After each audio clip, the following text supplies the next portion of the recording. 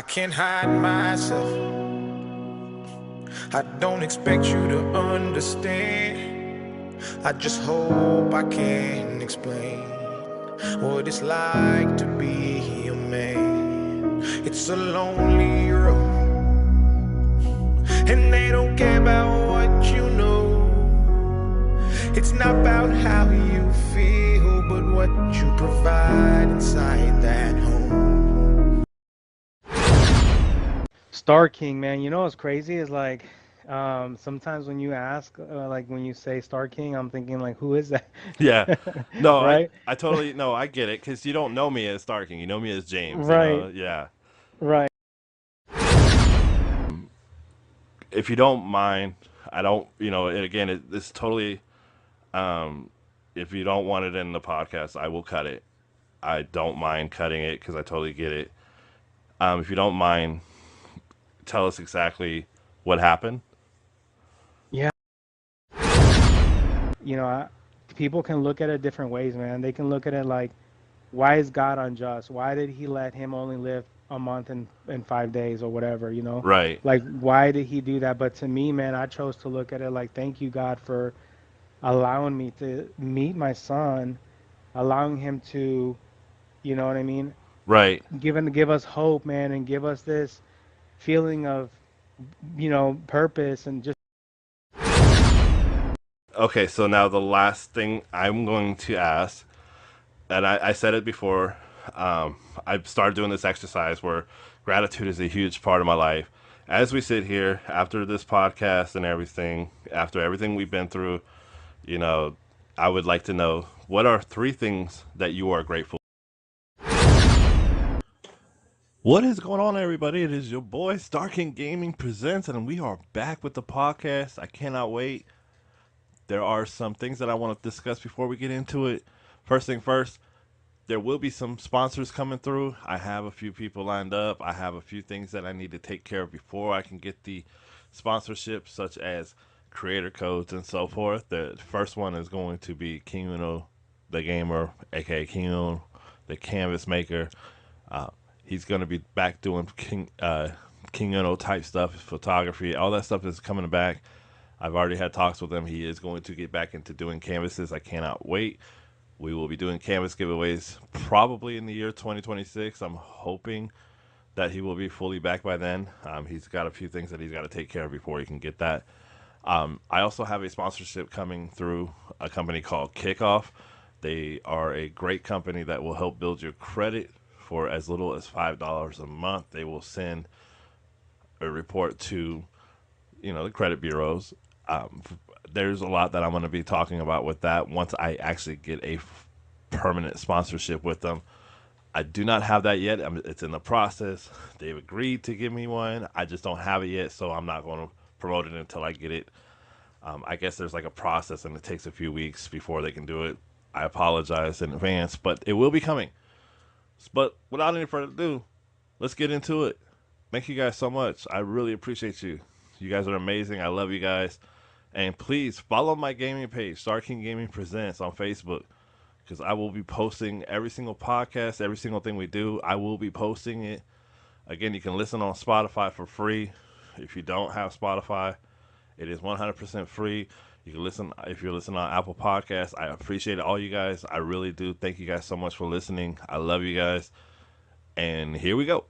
And we are officially back with the podcast. I have a wonderful guest today, Mr. Ruben, aka the Good Knight. One of my I want to say my longest followers. One of my long-term followers because he's literally been in my life longer than most of my friends. Some of my family even. He's literally been in my life over 20 plus years. Crazy to think, almost 30 years we've known each other. First and foremost, what I want to do is explain what the podcast is about. This podcast, I'm switching things up. We're switching from the sports scene to something that I really am very passionate about, and that's men's mental health, and not just men's, but mental health in general. Because it's not always about us. This is my podcast to learn about my friends and to maybe help somebody. I want it to be relatable and relevant. Like 5 years from now, somebody can listen to this podcast and find something that they can relate to. And Mm. that's why I wanted to stay relevant, no matter what. And that's why I'm bringing in people who I know that have had amazing lives, or maybe something that they can actually help us benefit from. The first person that we are interviewing is Ruben. I've known him, as I've said, for many years. He is truly one of my best friends. And I truly mean that. That's not just because he's here. He literally is one of my best friends. He's somebody that I know I could depend on for anything. We've had so many talks. It's been probably one of the biggest blessings of my life is Ruben, honestly. Shoot, man. Mr. Goodnight is he used to be known. I don't know. Do you still stream by chance before I even get do you I I I don't, but I've kept that name. People call me, "Hey, what's up? The good night, good night." Just it's just funny how that stuck with me. But I Okay. haven't streamed in a couple years. Yeah, I was actually thinking about that cuz I actually looked for your Facebook page and I couldn't find it. And cuz I was going to tag it in my comments, but it might just be because it's been so long that, I have to re-go follow you again, and I didn't get a chance to really look too far into it. So he used to be a content creator. Coming back, well, I'm really kind of glad if you do because I actually enjoyed your streams. Bilingual, speak Spanish and English fluently, and that's something I don't really see a lot, honestly, in streams. It's pretty cool to see. Again, as I mentioned, this is, as I said prior to me hitting the record button, this is your podcast in a sense. It's going to be called Story Time with Star King Gaming, featuring, in this case, it's going to be featuring The Good Night. So, first thing I want to talk about is let's talk about the beginning, your Yeah. childhood. What was your childhood like? Well, I can answer this kind of two-part ways. I can tell you what I thought it was like, and then I can tell you, as an adult looking back, what it really was, right? Okay. As a child, my parents are still married to this day. I even going into high school and graduating, I felt like I had like a perfect childhood. Like I said, I'm the oldest of four kids, and my parents are still married. So for me, I'm like, oh, well, cool. My parents are still married. My childhood is good. No complaints. But it actually wasn't until I got older, I got married, and just started noticing things. Obviously, none of us are perfect, right? Right. And we come into a realization, at least for me as an adult, that, you know what, man, like there were some things, that my parents didn't really know at the time, but this is why I am who I am, is because some of these things. And one of those things that kind of, I guess, has haunted me to adulthood has been like the conditional love, right?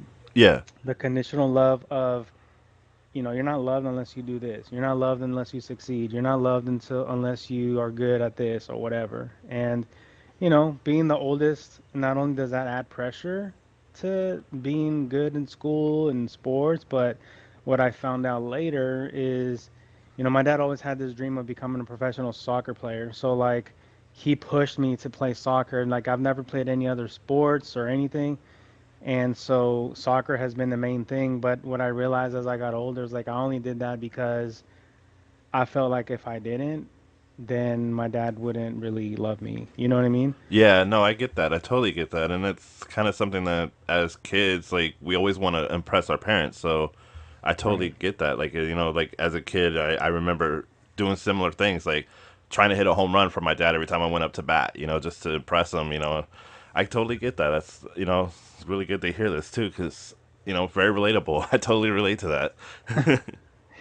Yeah, and so it was one of those things as I got older, and honestly, man, like sometimes, especially men, we can look at that and hold like a grudge Yeah. and play the victim and everything. But what I chose, man, is like, you know what, man? My dad did the best he could with what he had and with what he knew. Yep. And so I learned to just forgive him. What I realized about myself, man, is like I really needed a more of a emotional connection with my father. Okay. And it's something that he didn't really know how to connect because he never got that from his father. You know what I'm saying? So it's Yeah, like, totally. yeah, it is crazy because like you kind of start trickling back on like his childhood and then what happened with my grandfather's childhood and starting to understand myself, just realize that, hey man, there's a lot of grace when it comes to, just understanding your father and maybe some of the mistakes he made, or maybe he didn't even know. To this day, sometimes he doesn't know some of the things. But what's great, man, is that later on I had a conversation with him as an adult. I'll tell you, maybe like 6, 7 years ago, and I really had an honest conversation about how I felt, you know? And, dude, my relationship with my dad is one of the best relationships I have to this day, man. And so I wouldn't trade that for anything. Yeah, But that's yeah. amazing. That's amazing. That's really cool, man. And to go back to that talk, was it just like a simple, "Hey, Dad, can I talk to you?" conversation, or was it something that you were like mulling over for a while and you really just like broke it down in your head before you had that conversation with them? Oh man, I avoided that conversation for so long, man. Because as a son, I'd say like, man, he should know. But honestly, man, it's kind of like the unspoken expectations. I don't know if you've heard of that, or people on the Yes. podcast has heard, right? Like, there's definitely unspoken expectations, like in Yes. marriage and with your relationship with your parents, whatever. And I just had to put it on the table. And naturally, I'm not like a confrontational type of person. I've learned to be over the last couple of years, Okay. but it was something that because I wanted to build a relationship with my dad, like a healthy one. Right. I had to like really think about how I was going to bring about. And honestly, man, it was just more so having an honest conversation about how I felt, you know? When And so, it's something that you actually could benefit for your future generations. Well, your kids, and not just your kids, but maybe a nephew or a family friend, or something of that line. It's like it's something that you can give advice based off of your experiences. And so it's like it's good that you had that talk with your dad. I mm, personally have never met my biological father. He passed away back in 2008, so obviously I won't get that opportunity. mm, But I never looked at my biological father as my father. The way I looked at my father is actually my stepdad. My stepdad came in. mm, I was about 11 years old when my mom first started dating him.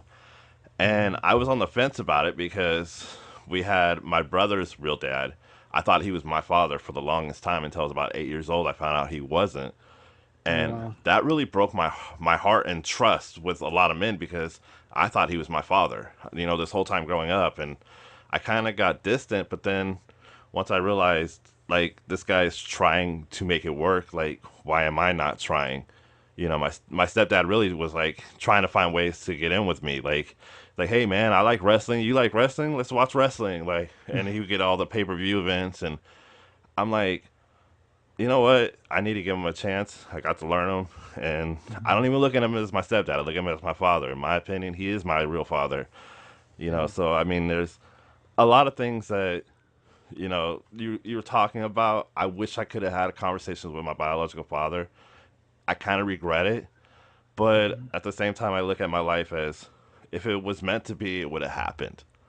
There's Yeah. so much that I look back on, and I'm like, I'm better because of what I have. Like and nothing against people that are in a similar boat where they don't know their father. They like to get to know him. Hey, that's fine. Go ahead and get to meet Mhm. your father if that's really what you want. Do it. But for me, the way I look at it now, and again, this is looking at it. I'm 39, so and Right. you're the same age, correct? Right. Yeah, I was gonna Oh, say I hitting that wasn't. 40 almost, man. It's crazy, man. You were born in '86, right? 86, yep. Okay, I wanted to make sure. I was like, I don't know if I'm older or younger. I was born in August of 1986. I couldn't remember if you were older. You were born in January, though, right? January, yes. Yeah, good memory. Yeah, I just know it's close to my grandpa's birthday, so Got it. his birthday is January 13th. I know Yeah, it's like close yeah. to that. Close, Um, yeah, 28th, yep. yeah, I just knew it was like in the same month. Yeah. Um, but to go back, I'm looking at things from a whole different perspective, and recently, I've been actually taking a lot of like I've been writing notes down of things that I'm grateful for. Hmm. I've been listening to a podcaster named Chris Van Fleet, who I mentioned to you. He talks about gratitude, and expresses gratitude. Every morning he says three things out loud what he's grateful for, and every night before he goes to bed, same thing. They do their prayers, and then he says three things he's grateful for. I found that exercise to actually help me. And there's Mm, other exercises that I've been doing because there's been a lot of things that I've been dealing with from my childhood that I blocked out, and I'm like, now I don't remember any of this stuff. Like up till yeah. about, I say about 8 years old, right around that time frame, I kind of blocked a lot of that stuff out, and I don't know why. Maybe there was things that happened I just don't recall. And I'm sorry, I don't mean to interrupt, but I do no, have to please do. say, dude, so that is actually a defense mechanism, bro. I actually read this in a book Okay. called Emotional Healthy Spirituality, and what they talk about is like when you experience trauma as a kid or something as a kid, your mind blocks it, but then when you get older as an adult, you have to go back to deal with it. But Yeah. that's like a survival mechanism, you know? I mean, it makes sense. I mean, it really does. I mean, if you think about it, like, you don't want to, have those memories haunting you, but at the same time, Right. I've always been one of those people that I look at it. My past is what made me who I am. If it wasn't for my past, I wouldn't be where I'm at. Yeah. Granted, I Yeah. took a lot of bad roads to get where I'm at, but I'm here. Right, right. And it's like, and I was like thinking about it. I was like, I know me and you were close in age, and I knew we were about the same age, and I was Mhm. like, I really don't know much about his childhood. So to hear this is like awesome. Were you Yeah. where did you grow up at? Was it here in Vacaville? Yeah, I grew up in town. Okay. Um, it pretty much my whole life. I mean, my parents immigrated from Mexico when I was like one and a half, so I was born out there, but then I came here and pretty much was raised here. Actually, it's funny because I learned English and Spanish at the same time. Okay. My dad, when he came over, he there was two American ladies, right? They were a couple. I didn't know that when I was a kid, but they were a couple living together. Okay. We lived in the garage, but they would my dad would help them out at the it was like a country ranch that my dad kind Okay. of upkept. And my dad actually used to work at Budweiser Oh, out there in here Fairfield. in Fairfield, right, Yeah. as a janitor. But what's crazy, man, is they would see him study his dictionary, English Spanish dictionary, and so that's kind of how I, got to know my dad got to know them. They took me in as a child. They taught me English, and my parents spoke to me in Spanish and at home. And so, yeah, I grew up around here. That's how I learned English. Okay. And it's funny because I'll talk English and then I'll speak in English and people don't even know I speak Spanish and I kind of let people guess.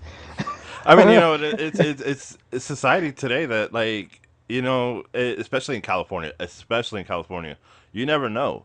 Like Right. it's just to the point that like I want to go back to school just so I can learn Spanish. It's like, and I'm learning a lot from the we have a floor guy at Rayleigh's, and every single day he's like trying to teach me a new word and then Hmm. how to use it in a sentence. And it's like he's teaching me things, and I'm teaching him in a sense. It's like he'll point out to me something like what was it? Oh, shoes. And Hmm. I don't remember how we were even talking. Like he kept pointing, and he said I thought he said Zapdos, like the Close. Pokemon. Oh, got it. And I was like, what is he talking about, Zapdos? Because like the way he said it, like I thought he was like talking about Pokemon, and I was like, what in the world is he talking about the Pokemon Zapdos for? And then I realized he was trying to tell me what shoe, and he kept Right. trying to tell me, and it's like I had a hard time with that one. But then he started teaching me other things. Like I asked him, I said, how do you say bag in Spanish? Like I Hmm. said, how do I ask somebody for a bag? He goes, "Se quiero bolsa," and I was Right. just like, okay, cool. Like that way, because I work at a grocery store. If I there's somebody there that doesn't speak English, I could actually go, or would you like a bag? Like I feel bad because so many great people, like, and I want to say something like totally off subject. Hmm. Um, I remember some time ago, I was working at Lucky at the time. This guy Hmm. got really mad because this couple didn't speak English, and there was a translation barrier between the cashier and the person that was buying stuff. And the customer Hmm. that was behind got mad. He goes, "You're in America. You should learn English." Like, and I'm like, I ended up, I was like, I ended up saying something, and then my manager kind of pulled me away because I was in the wrong because the customers are always right. But I was like, look, dude, like, how do you know they're just not here visiting? Like, you Right, don't know right, their right. story. You literally know It's nothing true. about this person. And like my manager pulled me away, and I said, no, that's not right. Like, it's not fair to it's not fair to the customer. They're just there trying to pay, and they're like Hmm. not understanding what we're asking because they don't speak English. It's not their fault.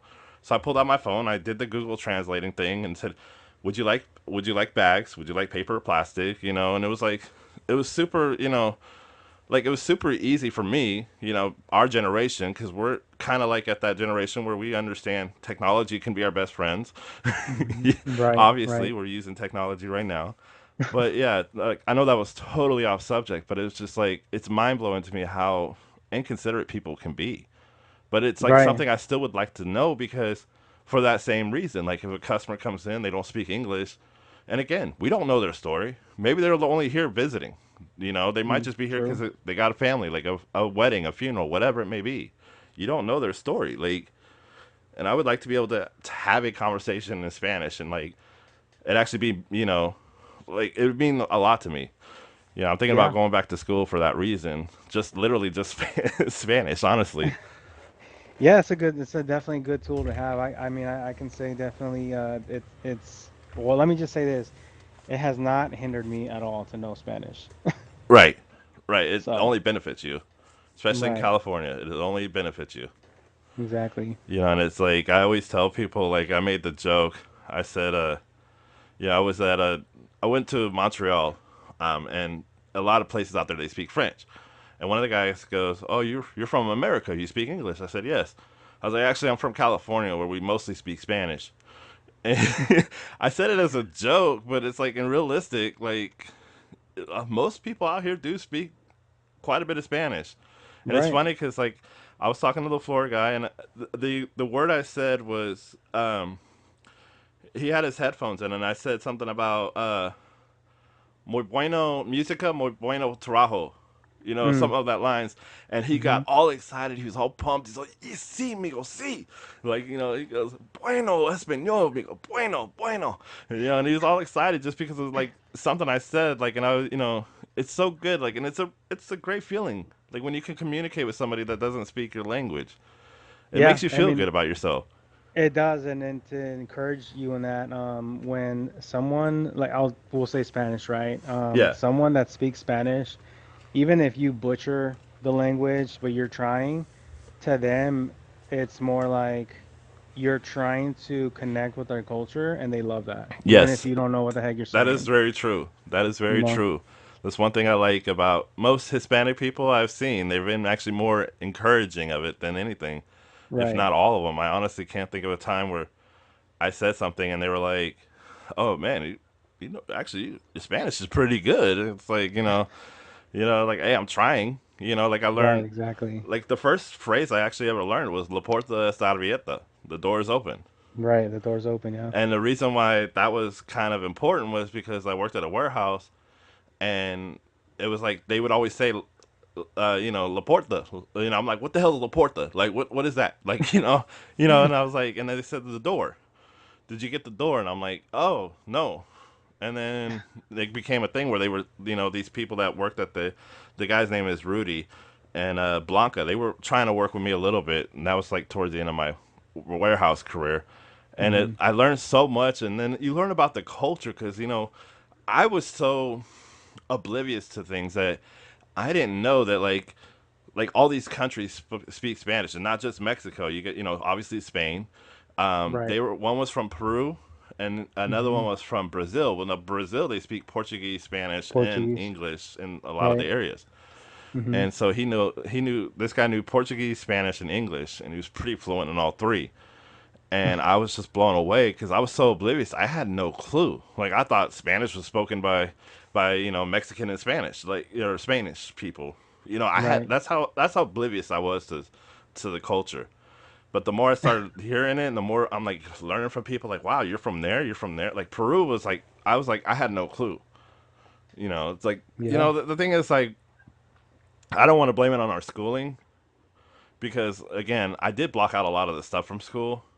Hmm. But I also do kind of want to blame it on the schooling because there's so much that they could have taught us that they didn't teach us. And I don't know. It's kind of a different rant there for a different day. That's a different. That's a the good night part two. We'll be back for Exclusive. that. Yeah, we'll get back to that later.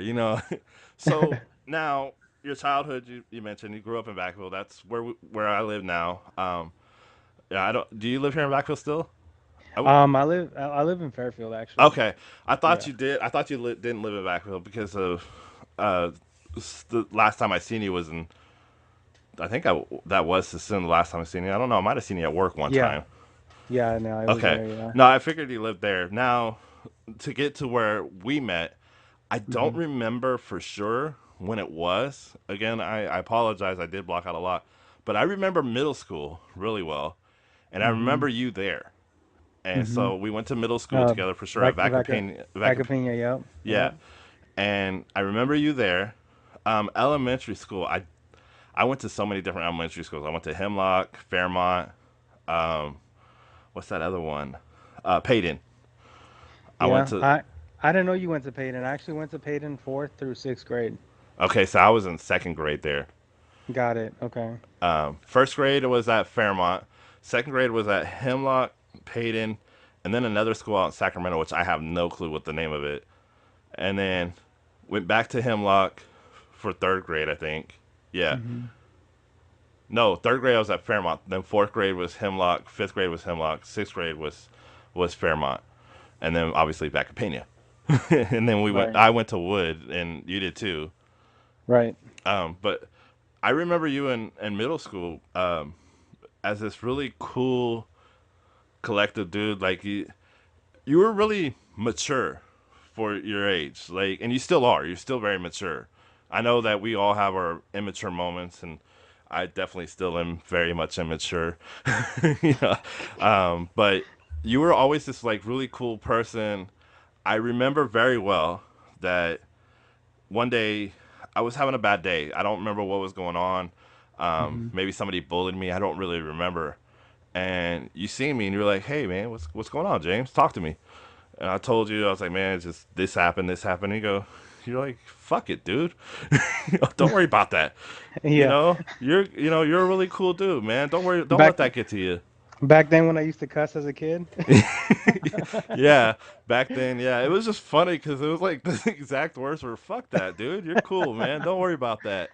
That's And hella I was funny. like, yeah, you know what? I am cool, man. And no, but I mean, in all seriousness, though, it was like, I remember that particular moment because of what it meant to me now, and I'm glad Hmm. I remember this because for obvious reasons you're here, and it's like you've always been like, how do I say it? Like a guardian angel for me without even you trying. Like, because there's been times where like I wasn't looking for a job, and you're like, "Hey, man, come with me. We'll check this place out with me.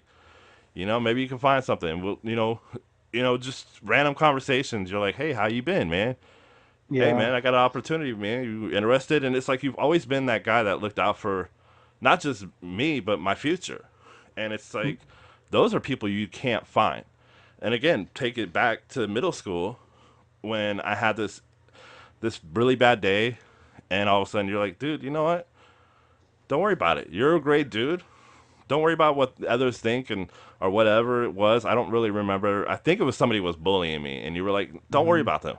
You're better than them, you know. And I really genuinely think that's what it was. And it's like, wow, looking back on it, yeah, it wasn't a lot, but it meant a lot, Like sometimes the littlest things can mean the biggest impact in your life. And like I said, and when I was thinking about doing this podcast, I had to really sit down and think like, who do I want to be the first person? And I have a few people that were in mind, and I wrote them all down on a piece of paper. And the one name that kept sticking out was you. And the Mm, reason why is because of our history. We go way back, we and it's like do, it's the man. perfect person to talk about. You No, know, I, and it's a great opportunity for me because I'm learning from you. I didn't know any of this about your childhood. I knew you were in Vacaville because obviously we went to school together.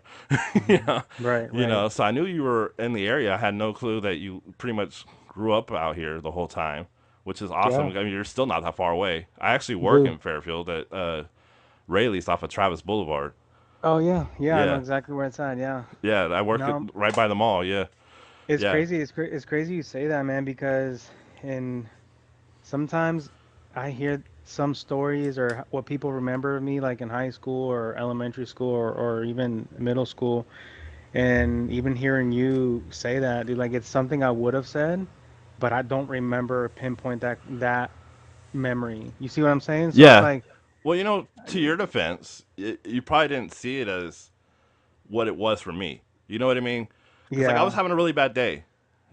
I was. It was like a really bad day for me. I was like almost in tears, mm, and you saying, fuck them, dude. You're better than that. It was like, and it's like it really stuck to me. Like it was like, you know, and like especially like looking at our relationship now, it's like you've always been that guy to help me, and I've had a lot of great backing. Especially right now, I have the best backing ever. With a wonderful wife, my mm, mom, my dad, yeah, my brothers, my adopted sisters, hmm, like all these hmm, people that have been helping me, pushing me. It's such a blessing to have people, and then, like I said again, to pinpoint everything, like you were the only one that actually made sense because of number one, our history. Number two, you've always been somebody to look out for me, and this is an opportunity for you to, for me to get to know you even more. And it's something I've always, I love this. This is awesome. Like the one-on-one time. I don't get that a lot with a lot of my friends due to, work schedules, especially I work overnight. So normally, like right right. now, I'm asleep. You're sleeping, yeah. Yeah. And it sucks, because I lose a lot of, I wouldn't say I lose a lot of friends. It's just I lose a lot of time with friends, Time, yeah, yeah, and time being such an important aspect of life, for me, I didn't realize how important time was until I started having kids, and then you're like, next thing you know, my son's, he'll be 13 in March, and I'm like, holy crap, where did time go? time flies. He's already 12 years old, and then now I got a 4-year old daughter who's just, my everything right now. Hmm. Not to say my son isn't, but I mean, it's just, I put a lot of time into my daughter, and obviously, you have a kid, so you get Hmm. it. Um, Right. Now, the question to go back to your childhood that I do want to ask is, did you have a dream job? Obviously, your dad wanted you to be a professional soccer player, but what was your real dream job? So there's two. There's always gonna be two for a question right now.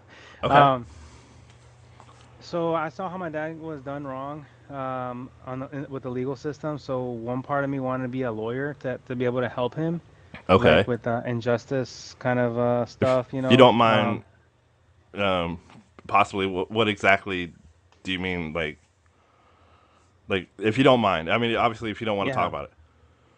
So my dad does construction, Okay, and back in the day, he did everything on a handshake. He didn't do contracts or anything. got it. Okay, So he was building a wall, like a retaining wall, like a cinder block retaining wall. And if you know anything about like construction or building walls, you lay the cinder block down, you rebar it, and then you put concrete the next day or whatever, right, to fortify it to make sure it's stable. Well, he needed to come back the next day to basically pour the concrete and, fortify it, make it strong. However, long story short, the owner, the wall fell down because he knocked it over. oh wow, My dad got sued. He lost like 60 grand or something like that. Like he damn, had yeah. savings. Like it was a lot, dude. And so, 60 grand in the early 2000s, bro. That's a lot No, of it's a money. lot. Yeah, I mean, even in today's money, it's a Even lot. even right now, dude, it's a lot. I was so mad for my dad and kind of wanting to be that protector. I wanted to go into law school. But then, like later on in high school, I don't know if you remember in high school, they had career day Right. where people would come in and Yeah. talk about, their careers. Well, this FBI agent walked in one day, bro, and he started talking about, being a detective and how he's suited but he has a gun and he has a badge and his role with like federal investigations and things like that. And I was like, dude, that's pretty cool, dude. Like that's a cool job. Right. I want to go ahead and get into that. And for the longest time, that was my dream job. Um, did I go there? No, I did not. It's kind of figuring things out on my own and, trying to figure out, like we graduated going into a recession. So like in Right. 2008 is when the recession happened pretty bad, but kind of going into it, um, trying to figure out what I wanted to do and everything, never ended up going back to wanting to be an FBI agent or anything like that. There's still like a desire to want to do it. Obviously, you have to be a certain age. I think it's Right. 35 is a cutoff. But yeah, I mean, to answer your question, that was my dream job, And the thing is, it's like going back, right? I always thought that my dream job was to take over my dad's business, but like multiple times that I've tried to entertain that, it just gets proven to me over and over that it's not my dream, dude. It's his dream, and Right. it's just not something I want to do. Especially now, man. Like my relationship with my dad is so good that I don't want anything coming in between us. I love it. I love to hear that. My dream job, ironically, I always wanted to work at a bank. I Mm, don't. It's so weird, and I try to fulfill that while I was working at CVS. I was like thinking. So this is what happened at CVS. I'll tell the quick story. I love CVS. It was actually my favorite job I've ever had. The mm, customers were amazing. The people I've worked with were amazing. The problem is there's no guarantees as far as like hours go. mm-hmm. And when I first got there, I was getting like 40 plus hours. It was great. I was getting good pay. And then after the holidays and everything, my hours got cut. And some weeks I was only getting 18 hours. You can't afford to make, you can't pay bills, So I had Right. to get a new job. And while I was in that transitional period from CVS to Rayleigh's, I probably had about, I don't know, 10 interviews at a bank. And one of the people at the banks even said, "Why don't you try getting a job in insurance? You got a great personality. You'd be great for selling insurance, I think." And so I Mm-hmm. even kind of dabbled in looking at that. But I always feel like working retail has always been something I'm good at, so I kind of like it. It's Mm-hmm. something I'm Right. comfortable with. I don't like it for that reason because I'm one of those people that I get complacent real easy. Like I was at Lucky's for 15 years. Right. That's Right. a long time.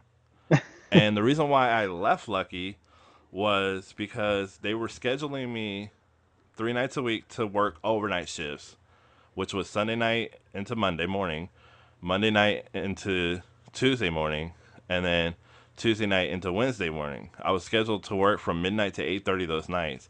And then Thursday night and Friday night I was scheduled at 3 to midnight. It was Mm. just like it was terrible. Like not 3 a.m., 3 p.m. If it was To 3 a.m., I would midnight. have never even quit. I would have never wanted to leave. But they Mm-hmm. kept scheduling me, and I told them I can't do this. I'm not young anymore. I can't. I Right. can't. Do the switch over. Plus, it was hard on my family because my 4 year. Well, she was, 2 and 3. She was suffering because I would be so tired from work, and then I'd have to turn around and go to a day shift, and it was just harder on her. But I mean, of course, you do what you can for your family. But I had to get out of there, and Mm-hmm. CVS offered me a job, and it was good at the time. And again, I really did love working for CVS. It's actually literally my favorite job. But it's just unless they were going to pay me $100 an hour, it just wasn't going to work. you know. Right. Right. And I know they're not going to do that. But yeah, Right. it's crazy. It's crazy to think like like you said, like the cutoff for being an FBI. Like I kind of told myself not to get my hopes up because a lot of people, a lot of banks, and Travis was one of them. The lady that interviewed me, I called after the interview. She said, "I really appreciate you." She goes, "I do." We actually went with a younger candidate, and I was just Mm. like, as soon as I heard that, I'm like, okay, like it kind of broke my heart. But then I also, if I'm looking at it from a business standpoint, a guy like there's this person that has worked at a bank. Yeah, they only been there for a few months. They're only 23 years old, or a 38-year-old man. At that time, I was 38, going Mm. into 39, and you know, or I could hire this guy that has literally no experience at a bank. And I was like, I totally get it. They go with the young hand because that's the future. Mm. They didn't know that it Yeah. was like my desire. And I told them though, I did tell them in the interview, like I've always wanted to work at a bank. That's been my dream job since I was a kid. To the point that it kind of I don't know, kind of broke my heart. But then at the same time, it's like I always say, everything happens for a reason. Right. Right. Right. Now, the next big question I have for you is, if you don't mind, what is hmm your current job? Right now, I'm actually a branch manager at an insurance agency. So I do sell auto insurance and auto commercial insurance, and then I do also do life insurance on the side. Okay. So I've actually been in insurance for no, not 15 years, 10 years, going on 11 here in about a couple months. But I've been in on the life insurance side for about five, and then actually about 5 or 6, somewhere around there, maybe like 6. And Okay. then on the property or property and casualty side, I've been doing that for about 4 years. Now, to get more into it, like, what's some advice you would have for somebody that wants to get into insurance? In case there's Um, somebody that's listening that is at all interested. there's definitely money to be made. I think what you have to look at is like the culture of the agency you want to be a part of. Okay. And let's just be honest, dude. There's so many, especially life insurance companies. There's so many life insurance companies that will try to recruit you, but they don't really teach you about the product itself. They'll teach you more about how to get more people to work with you, right? Okay. Not only that, but there's so many moving parts in life insurance that like if you don't know or you don't seek outside advice of because the agency's going to tell you what they want to tell you Right. for you to become successful for them. For them, You see what right. I'm To saying? benefit them, to benefit their Y- company, to sell their Nothing, product in a sense. Yeah. yeah, nothing wrong because every company you work for, even Rayleigh's, for example, they're going to tell you how you need to stock certain items, how you Right. need to help people because it benefits them at the end of the day, right? It's the Yes. business. I agree. However, when you're dealing with people's money or when you're dealing with people's like when something happens, your company's supposed to be there when they experience a loss, right? Okay. Yeah. Well, it has to be structured correctly. Everything has to make sense to make sure you don't get, because you as an agent, you can get sued if you don't structure policies correctly, Okay. You're held at this standard, which is why you need to get your state license. But my advice is to do a lot of research, look into it. There's so much information online that you can now with AI, you have a lot of information Yeah. that is at your fingertips, literally. Literally, yes. Um, and question everything, man. Question everything. Question like, why do we do this? Okay, cool. This is why we do this because if this happens, then they're covered like this or whatever. I spent 5 years, man, working at a financial firm selling life insurance with someone that I considered a best friend, right? Okay. And long story short, ended up finding out that, just things were not done to benefit me at all. And I felt like I was being used. And all I wanted, man, I wasn't trying to make a lot of money. I just wanted money to be able to pay my bills, bro. Like I Right. was not asking for much. I was just asking, like, hey, man, this is what I need, man. And if you can't provide it, dude, it's all good. Like no hard feelings. I'll just go find another job. That's it. You know what I mean? Like I don't want like I care so much about our relationship where I don't want anything to happen to us. So it's fine, dude. I'll separate myself and I'll find another job. Like I can learn stuff quickly. It's all good. Yeah. And I was met with, I betrayed and kind of went down this hole of depression and like thinking like, wow, I thought this was my best friend. This guy was in my wedding group, like my Yeah. wedding party, bro. Like I don't understand, and a lot of things you don't understand when you go through stuff like that, but later on you understand. Well, you got time to. I guess you could say grieve in a sense, because Yeah, that you that did. is part of grieving. Yep. Yeah, it's crazy how that stuff can all work out years later. And listen, man. I don't wish anything bad on this particular person, man. Matter of fact, I hope that he's doing great. Right. It just sucks because you spend so much time. I've learned to forgive myself. I've learned to forgive him. things happen, like I said, going back to what I said with my dad, he did the best thing he thought he knew back, with what he had back then. So that's kind of what I learned to live by, and I think it's a way for me to protect myself. Right. No, and again, that's a good outlook too to have, because at the end of the day, it's like you're gonna make mistakes. Rather, it's a big one, little one, and it's to find a way to reflect on the end of the day situation of like, okay, well, if I would have done that, it would have been better. Sometimes things just aren't meant to happen. Things that are out Right. of your hand, and maybe who knows? Like a few years down the road, maybe you and this guy can reconcile, or girl. I think you said guy, right? Right. Right. Okay, who knows? Maybe a few years later, you guys run into each other at a grocery store, and you know, uh, maybe there's something there. You never know. You never know what the future holds, and that's why it's so amazing to be positive. You mentioned depression. Um, I understand like why it would be because it's like grieving. You lost a friend at the end of the day. Hmm. It's like yeah, they're still alive. That granted, that's a great thing. They're still alive, but it's hard when you know that there was a great bond, and that happened to me at Lucky's. I left Lucky's on kind of bad terms, and I lost a few people that I thought were on my side, and come to find out they're more on their which I'm looking at it now. I get it. Like they still have a job to do. At the end of the day, Okay. I left without like warning in a sense. I didn't give a 2 weeks notice. I just quit. Hmm. That kind of screwed a lot of people out on my way out because now they're down the person that they were depending on. I'm on the schedule for the next week, and so I was like, I kind of look at it now like I did wrong in that situation. I was definitely out of line. I'm not gonna lie. But I also did it for my own personal reasons. Like I had to Right. get out of there. I want to spend time with my family. I don't mind working overnights. I don't. That's not the problem. The problem is when you're switching my schedule and I'm having to work overnights and day shifts all in the same week. That's just too much, especially at my age. I'm not young anymore. If I Right. was 25 with no kids, I got you.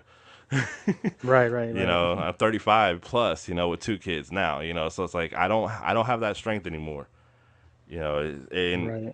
you know, now let's talk about kids, okay? This is where it's gonna get a little hard. You know, I I don't know how to say it without actually saying it.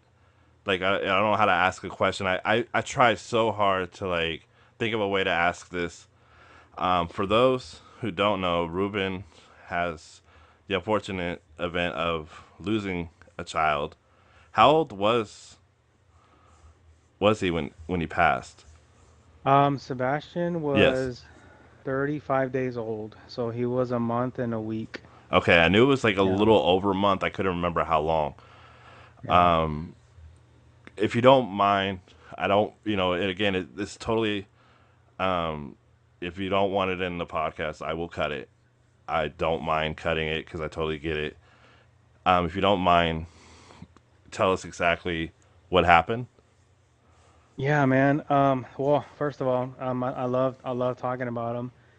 Um, so kind of to connect what we just talked about, me moving on from working with one of my friends or thought they were my friend, Okay. I realized if I continued, well, here's the thing. My One of my biggest dreams, being a husband, was to become a father, Yeah. right? I had this Yeah. perfect plan of I'll be married by 25 and then I'll have kids, and 25 is not too young, not too old, blah blah blah blah blah. The whole thing, right? Things Okay. didn't happen. I got married at 30.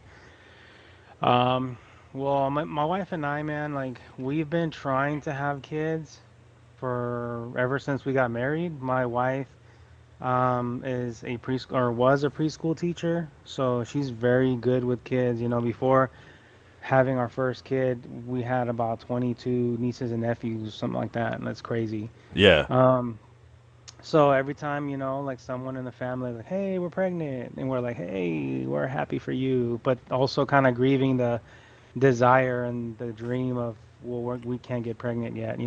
Yeah. So literally, man, when I in 2022. July 2022, I found out that we were pregnant, which was July um, 11th, or Okay. no, July 10th, 2022. We found out we were pregnant. And dude, mind you, 7 years in trying to get pregnant, bro. We You're doing all those believed. stuff, right? Like, like the all the vitamins and all that stuff. Yeah. Yeah, and more than that, if you know what I'm saying. Yeah. No, Um, totally. Well, and we obviously, practicing, so to speak. right, right, having intense fellowship. Yes. There you Um, go. That's the words. That's the words. so we were tried, and then we finally got pregnant, and then about 3 weeks later, my wife had a miscarriage, and so I remember, dude, going to work, and then my wife calls me, bro. And like, mind you, dude, like we haven't really told anyone. We haven't told my parents. We just kind of keeping this to ourselves, bro. Like the light of hope has lit up, and we're so excited to finally tell people. And Yeah. um, my wife calls me while I'm at work, and she's like, "Can you come home?" And I already knew what happened, dude. I'm racing home, dude, like a 10-minute drive from because I was working in town. Okay. And I come home, bro, and this might be too graphic for some people, so warning. I come home and my wife hands me this embryo on a toilet paper, and I knew. Yeah. Um, and man, it was probably one of the most traumatic things that I've been through. Um, just losing a baby and like feeling happy and excited to become a father. I mean, there's Right. a video that that we recorded of her showing me when it got revealed to me that I was gonna be a dad. Um, somewhere out there. If you look on my social media, it's there. But anyways, dude, I felt this like why, dude? Like how come like all this trying and then it's gone, right? Right. I remember putting the baby in a box, and my wife wanted to bury the baby at my parents' ranch. We go, dude, we're driving, we go to my parents' house, and we're like, give them a box and tell them, here's your grandkid. And that's how we told them that they were going to be grandparents. Yeah. So that was pretty hard. I talked about it, at church. I talked about it with my pastor. My pastor was in the middle of a heart transplant, and then he had called me, and because they've always prayed about it. A whole church family has prayed about this miracle, and then all of a sudden we experience this loss. Yeah. Well, um, obviously my parents and everybody around us are heartbroken. And then, we had to go through that season, man, of really trying again. Yeah. Of Um, course. 3 months later, dude, we get pregnant again.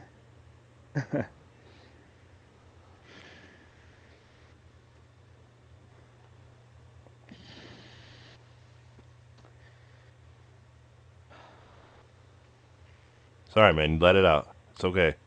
Let it out.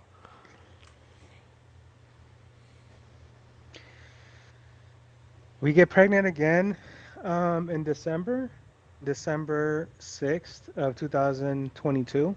Right. And we're like, you know what, man? We're gonna trust God. We're gonna pray about this baby. We're gonna pray that it's that it sticks. Um, and we let our church know. Usually people don't really share this news until like 12 weeks out. Right.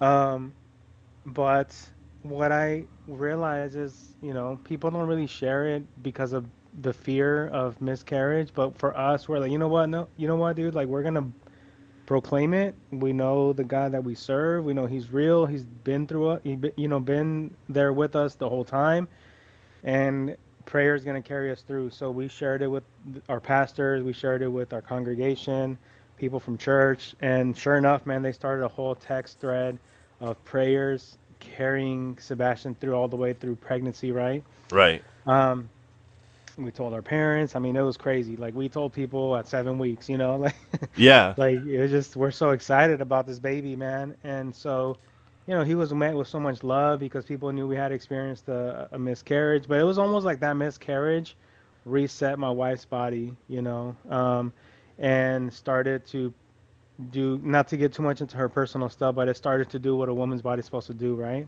Right. Um, Dude, everything was good, and then around 20 something weeks, I don't know if people know this. This has nothing to do with the way he passed, but my wife had cholestasis of pregnancy, which basically means that your liver releases toxins that if the baby absorbs them, it can damage the baby, and you have to induce sooner rather than later, right? Okay. Well, she had that test come high like the first time, so she had to go every 2 weeks, like after 30. I think it was like after like at 28 or 29 weeks. That's when they detected that. Okay. Dude, the only time the toxins were high were that first time, and then every time, she would go to the doctors twice a week. Baby's normal, baby's moving, everything's good. Tests are coming back normal. Nothing. Everything's perfectly fine. So we get induced at 39 weeks because they didn't want him to go to full term just because, it's risky.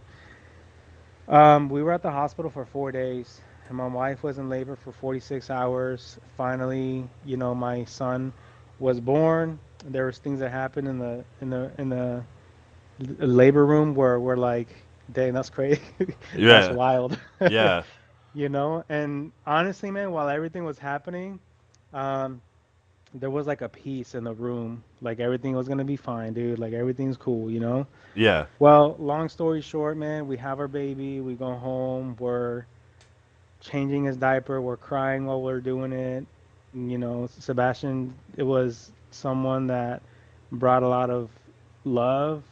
He brought a lot of strength. He brought a lot of hope, and he he made me feel like I had purpose again in life. And my wife and I never argued about anything while he was with us. Um, he was very chill, very quiet. He never really cried. Um, he had his funny faces that he would make. Yeah. Kind of like the baby Grinch. Yeah. It was so cute, man. And then one day, um, one night, we come home. This is around 10:30, and he's like not feeling good. He doesn't take his binky. Usually he doesn't have a problem with that.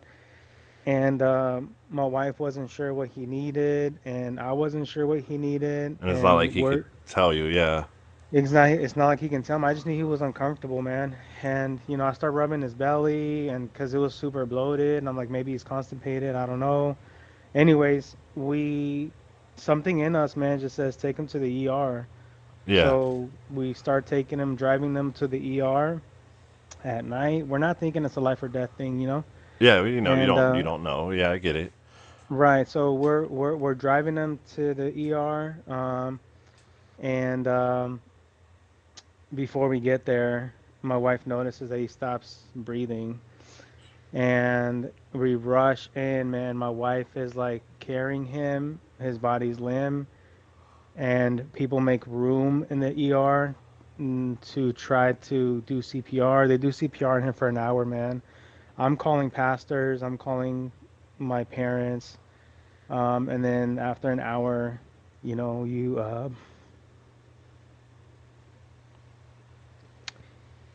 you hear the doctor say, "Does anyone else have any other suggestions?"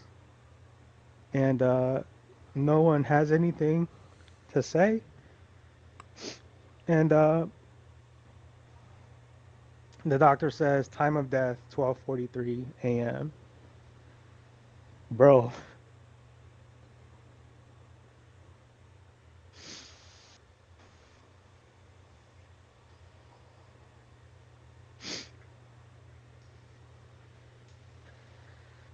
oh man.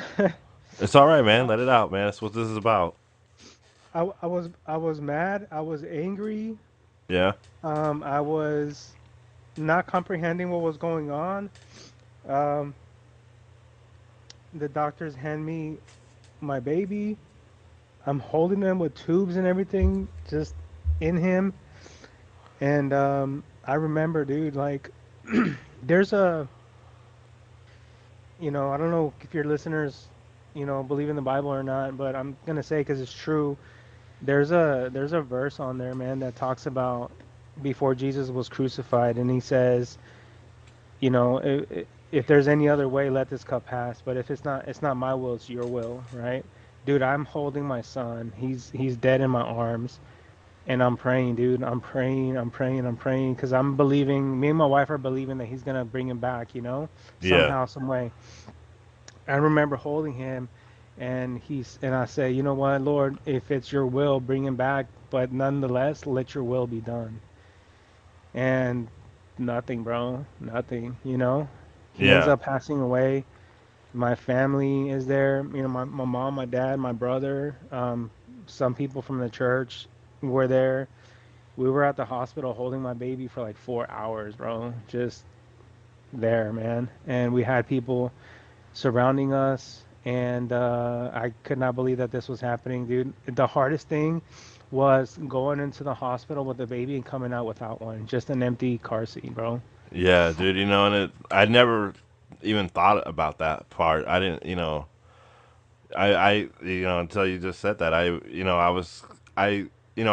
I'm envisioning all this because I remember, how I found out Hmm. was on Facebook, and I knew about the miscarriage, Hmm. and I remember I was like looking at, you know, the picture, and I had literally just woken up, and it was like late at night that I saw the post, and I looked and I was like, wait a minute, that's his son. I'm like, wait, let me like wake up here. I started reading Hmm. it, and instantly I cried. And my first thought was like, this is my brother. Let me, message him. And I think I reached out to you. It was really hard on me because of how much I know you guys wanted it. Right, right. Not to say, we'll get to something here in a little bit, but I just like my heart was broken for you. I can't imagine, that feeling. I didn't even think about that feeling. Going in with, with him and then coming out without. I, like it even breaks my heart even more. You know, looking Yeah, back on it. man. And it's like, again, like I remember thinking to myself, like this is somebody. There's so many men out there that want nothing to do with their kid, and Right. here's a man that wants a kid. How grateful some of these people are versus somebody like you. And it's like, I remember, I don't pray often. I don't. But I remember I Hmm. did pray that day, and I was like, look, Lord, if there's any way to give these guys a kid of any kind, please do. And I didn't, like I said, again, I don't pray. It's not that I don't believe. It's just, I don't know. Prayer was never something I was really taught. Nothing I Hmm. really was given. I mean, I went to church a few times, don't get me wrong, but it was like something we never did. Like we never said grace, we never did any of that stuff. So for me, I'm not really comfortable with praying. But I know there's certain Hmm. situations where you need to pray. And that's one of those situations that I broke down into tears. So I can't imagine what you guys were going through. You know, it was really hard on me. I don't know if you remember the funeral. Yeah, yeah, I I was remember. yeah, I was a I mess, and it remember. wasn't even my kid, and it's and I'm not trying to make a joke of a situation, but it really broke my heart, and I think a lot of it was because here I have not just one kid but two kids, that are here, and it's like it made me really appreciate life even that much more, and again, I was so heartbroken because I even told my wife, I was like, this is a man that wants a family, and he had the miscarriage, and now this, and it was like it really broke my heart. And I remember we went to the funeral. Um, my daughter wasn't feeling well. There was something wrong with her, and Right. I think it Yeah, you was a said you had to go because she wasn't feeling well. yeah, there was something wrong, and I think it was a growth spurt Hmm. because she was just not happy. She was really fussy. She was just not herself. So I knew there was something wrong. and maybe it was the vibe in the air. I get it. Maybe it was that. I don't know for sure. But she'd been acting Hmm. up a little bit beforehand. But Hmm. I was really disappointed I couldn't stay. I remember I remember getting there, and I told my wife, I said, I have a feeling I'm gonna be crying a lot. So Maddie starts freaking out. By all means, go ahead and take her Well, elsewhere. what's crazy Because is what's crazy is we actually recorded his service. It's on YouTube actually, so it's a good way for me to look back and be like, man, that's crazy. You know what I mean? Like, yeah, I think I've looked at that service twice. Sometimes I'll look at it. I think last year I looked at it, and its first year anniversary, I looked at it, kind of to remember that day. yeah. I mean, it's good Um, to reflect, and again, reflection is a good thing. yeah, You man, know.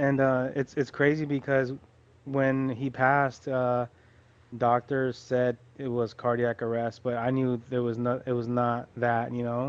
And part of it was because like he had like a little heart murmur when he was like, being examined when he was first born, Okay. and we were still waiting for like um um what's it called, like a heart doctor, Oh, a cardiologist, a cardiologist, cardiologist. right? Yeah. Yeah, referral, but it just never happened. And for a minute, you kind of want to blame things and stuff like that. However, um, when they did his autopsy, they found out that he bled internally. They called it like a hemorrhage. Okay. Pretty much, he just bled internally, right? Okay. We didn't find out until he passed away in September 2023. Um, we didn't find out till May of 2024, like what had happened. And Is it because of him being so young, or is it just no, is that it has something? nothing, bro. Yeah, I just remember, the only thing I knew is that he didn't suffer, Yes. right? He That's didn't suffer, and the doctor said that this is weird, that normally doesn't happen to kids. That normally when people bleed internally, it's usually like adults or people like senior citizens, things like that, right. people like that. But in May, man, it's crazy because I've never really even told anyone really. This hasn't been public, to people, just like to family, and people we really didn't mind them knowing. But I think we're kind of over that, and this has to be kind of like known out there. But he, the actual diagnosis of why he passed was an internal hemorrhage in his GI and his small intestine.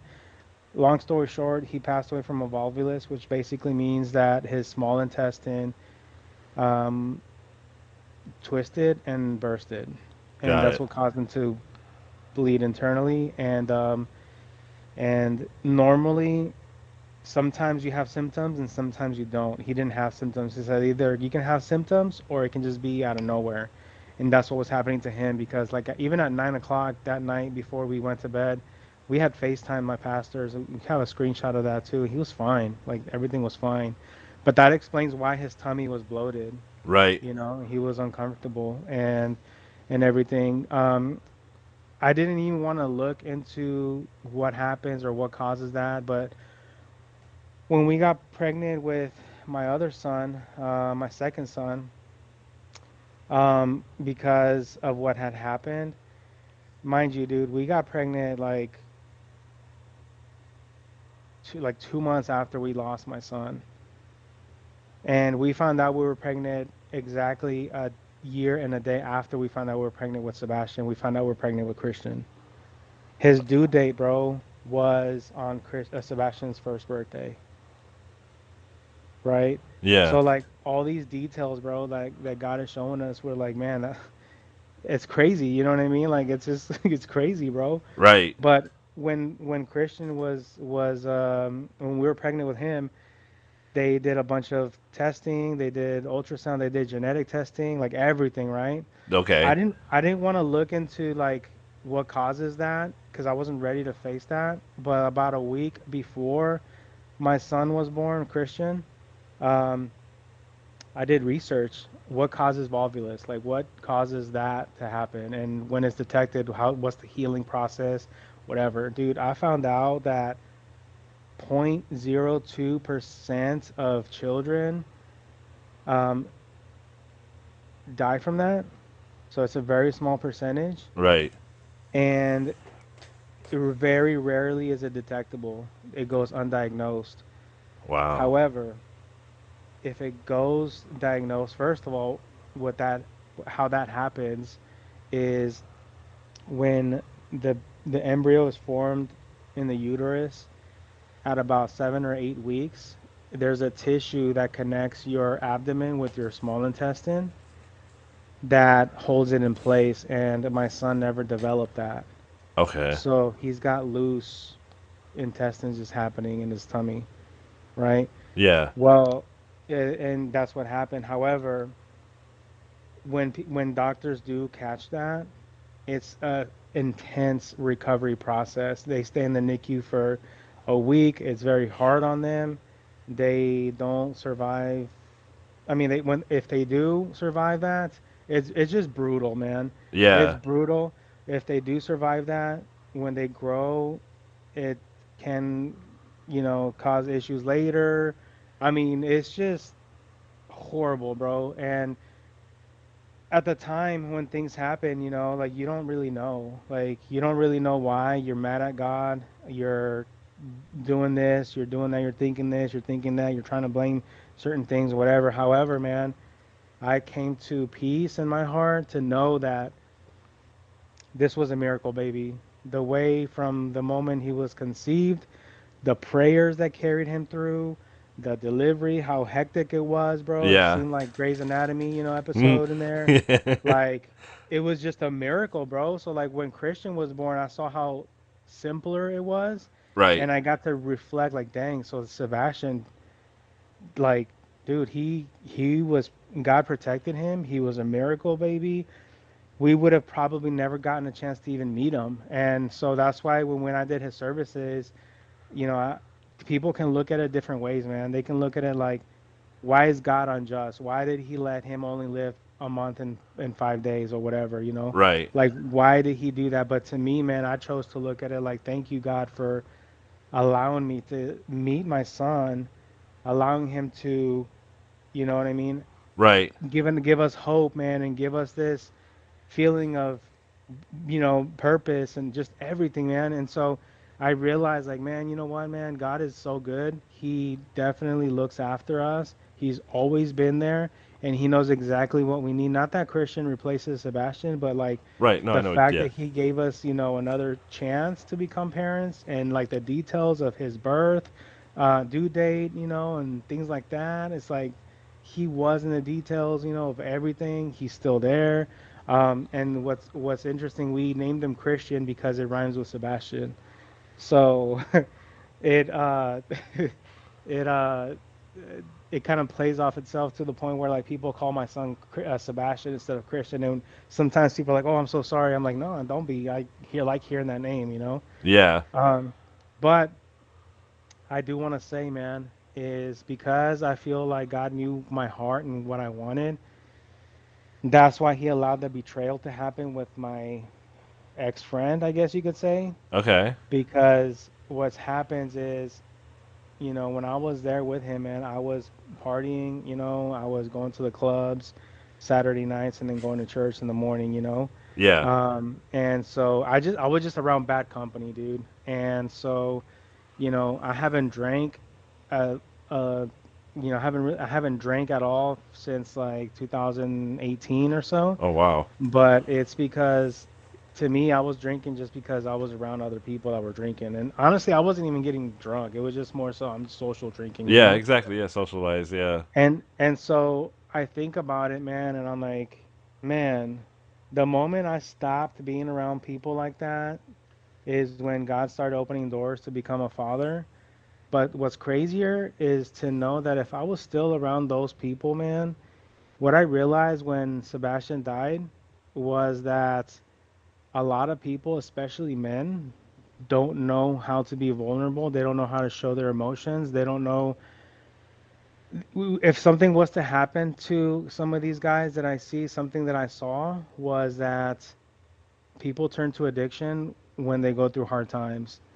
And I thank God every single day, bro, for giving me that um, out of Yeah. not like getting into drugs or alcohol or getting deep into the whole of addiction with even pornography, bro. You know what I mean? Like Right. just No. Yeah. allow me not to go that route and just really lean on him 100% and the church and family and friends, bro, that was there.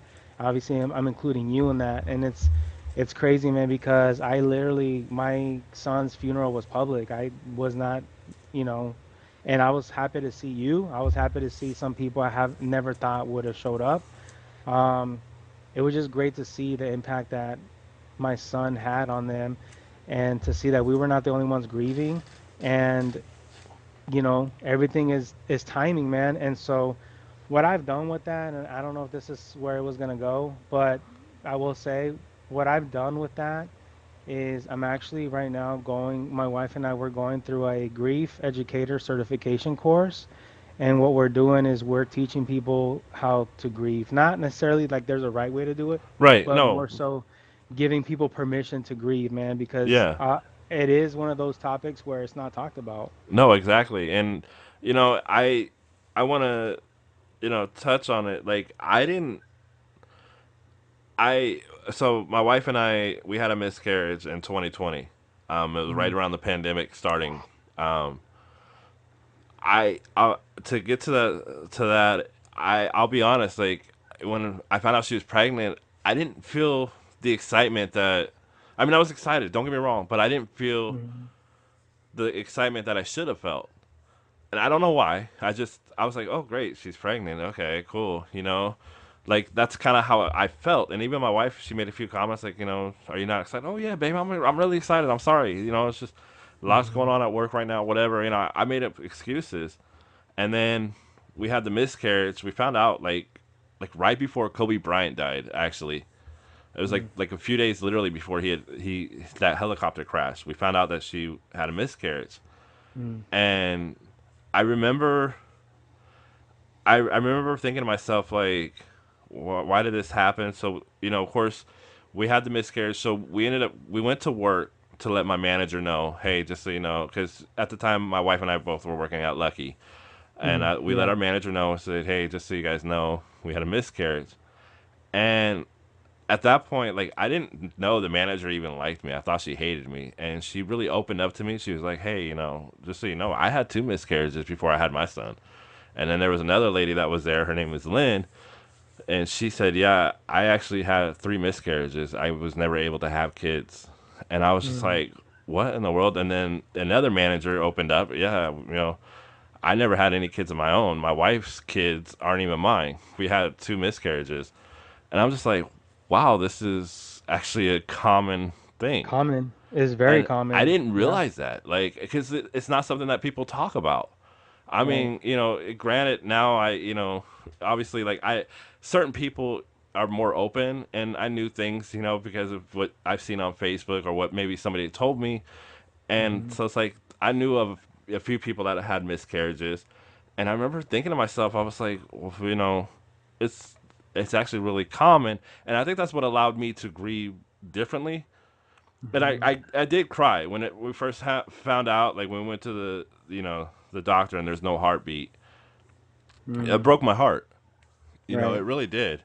Because I knew my wife was excited, and I remember, like again, I didn't feel the same excitement. Then we found out before we even found out she was pregnant.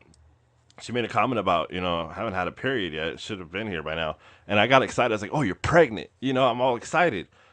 And it was like weird, like, because like beforehand, I was like, there was no excitement.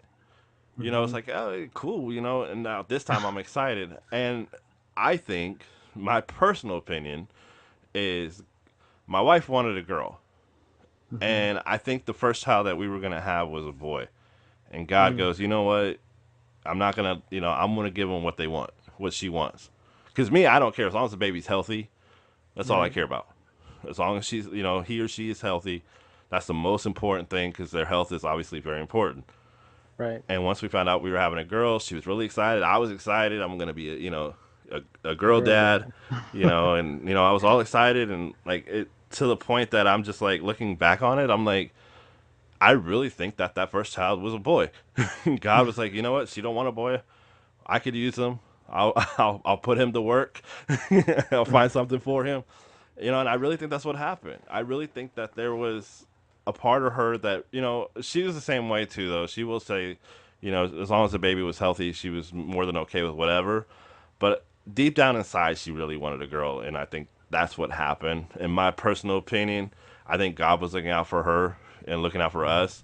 And, you know, to go back, her mother passed away back in 2008. And I think her mom had something to do with it because her mom knew she wanted to have a girl, you know, and Mm. her mom was like, "Okay, you know what? Let's make this happen." And of course, you know, now my daughter's 4, running the house. She owns this place.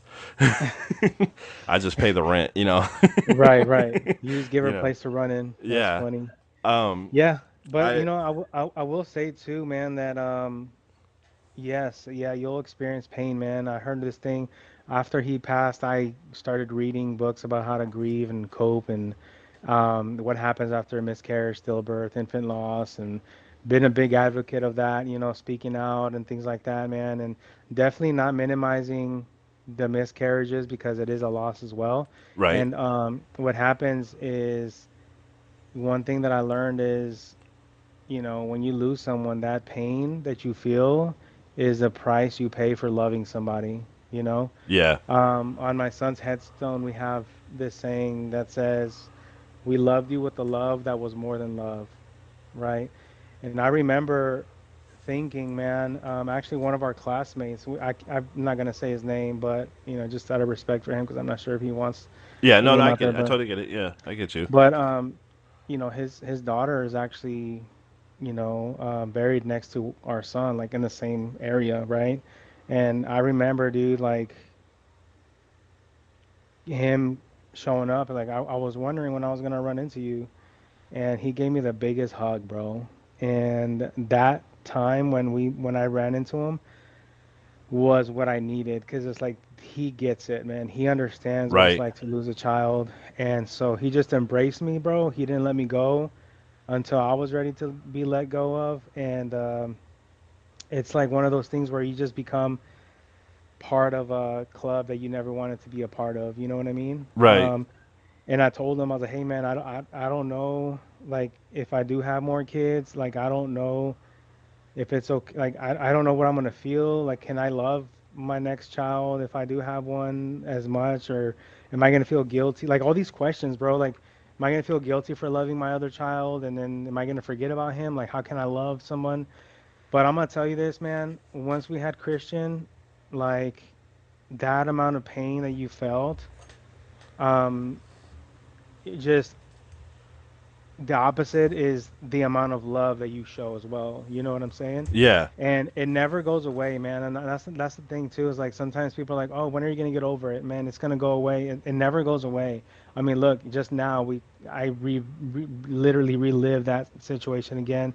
It comes back, man, and it's okay when it comes back. Feel those feelings because, if you don't feel those feelings, you're never gonna heal. And by heal, I don't mean like it's gonna be like going back to normal because especially when you experience a miscarriage, stillborn, or infant loss, you're never gonna go back the same, man. You're Yeah. never gonna go back the same. You're a changed person. Right. And so Yes. my son now, man, like he brings so much joy, so much happiness. He's got a little personality of his own, and it does make me think sometimes, like, man, I wonder, I wonder how Sebastian would be around him, and just we try to include like Sebastian in a lot of different things, like for his first birthday, we had like a number two balloon, for Sebastian, kind of like a little thing on the side for him.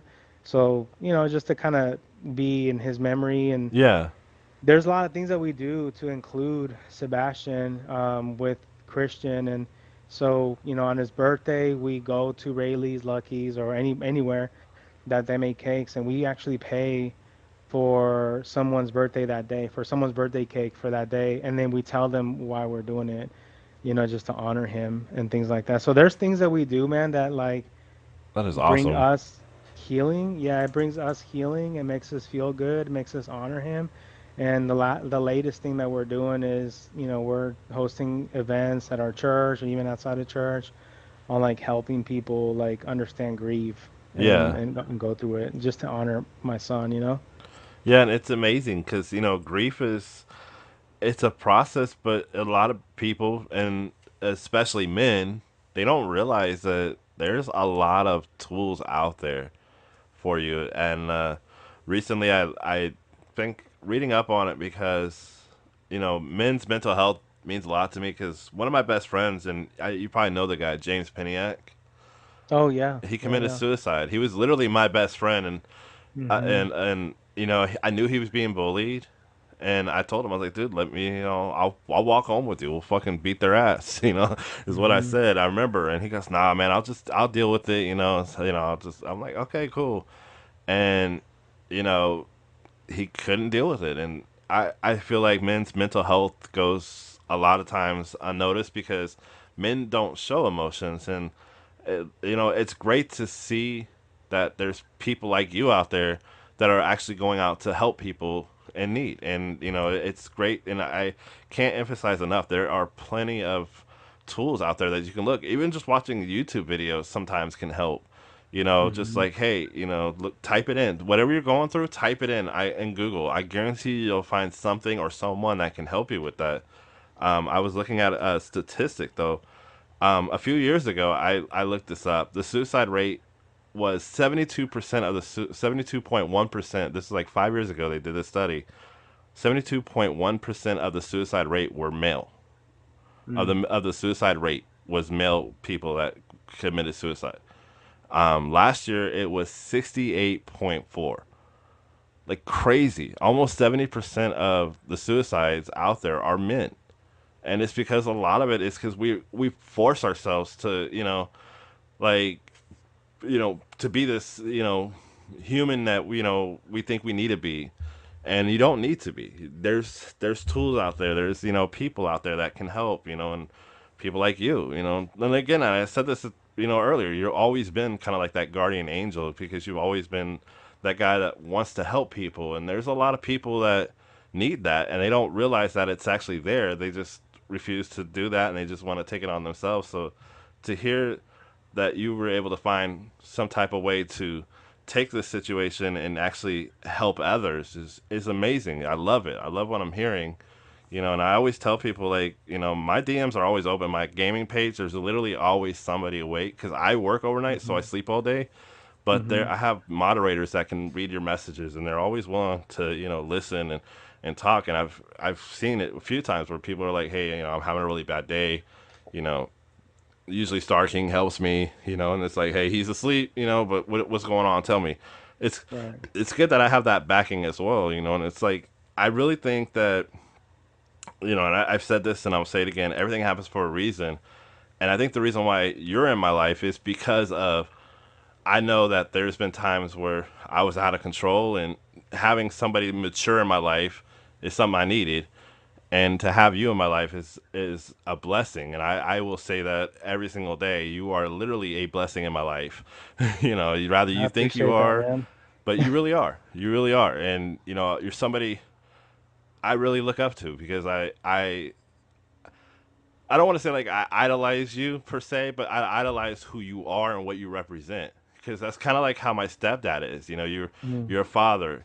You're a husband for you were a husband. You're a great husband. You wanted to be a father, became a father, and here you are, looking at everything that you've been through to see where you're at. Like I see the pictures, I see your post.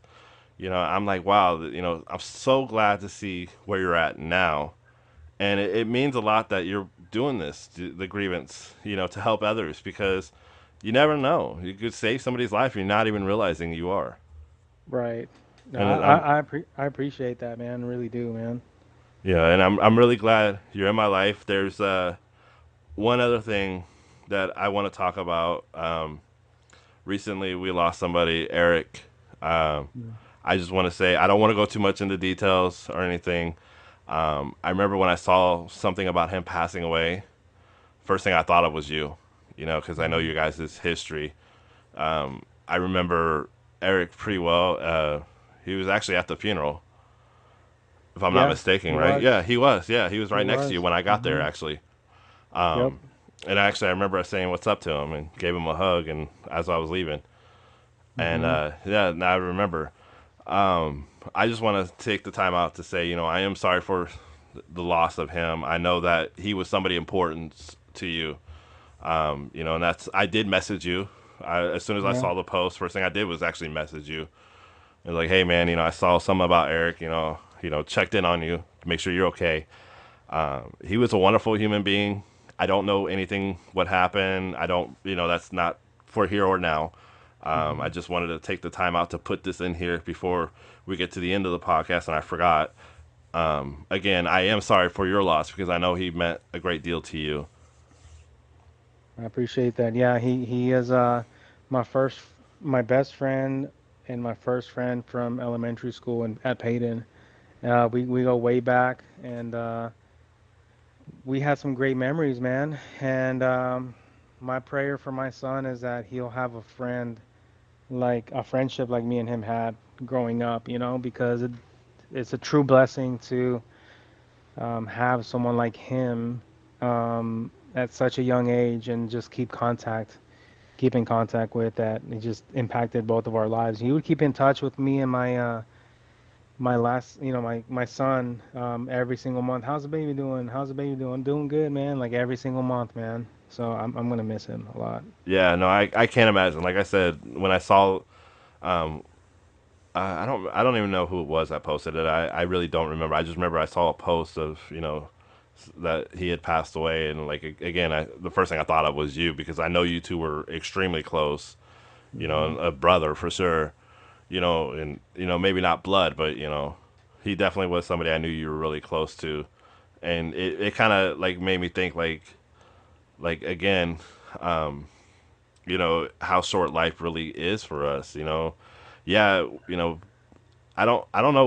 Was he older than us or the same age or Same younger? age. He Okay. was in our same age, yeah. Yeah, I wasn't sure. Again, I knew him. I knew of him. Um, I wouldn't say we were like friends per se, but I would say we kind of were like Mhm. acquaintances. Like I mean, Yeah, I acquaintances. I if he seen me somewhere, he would say what's up. That's just the kind of guy he was. If I seen him somewhere, same thing. I'd be like, hey Eric, what's up, man? How you doing? He used to Hmm. come in Lucky's on a rare occasion. I would see him and we'd talk for a couple minutes, and that was you know, again, I like I said, I wouldn't say we were friends per se, but I did know your guys' relationship or brotherhood, so to speak. I knew how close he was to you, and Yeah, I am sorry for the loss, and my prayers go out to his family. I did yeah, pray when I saw that. I did pray for that because he just got married and had a kid not too long ago, right? Am I not yeah, mis- yeah. He left Okay, behind okay. a wife and two kids, 3 kids. I just know like he was married, and the time before I didn't even know he had a girlfriend, because it's been so long since I seen him. Hmm. It's sad, and again, like I can't emphasize enough, like I'm grateful for our friendship, our brotherhood, and I can't imagine what it's like to lose somebody that you've known that long. Like I said, I look at you two guys as brothers, just because of how long. And I feel like every time I seen you somewhere, he was there. It felt like like we went to a few. Like I remember we went to like a convention of some type or something, or a seminar or something, and he was there. Actually, I think he's the one that introduced it to me, and you were happened to be there, if I'm not Mm, I mistaken. I don't think it was him. I think it was somebody else. But yeah, no, Oh, it could have been somebody else. Yeah, we were pretty close. yeah. Yeah.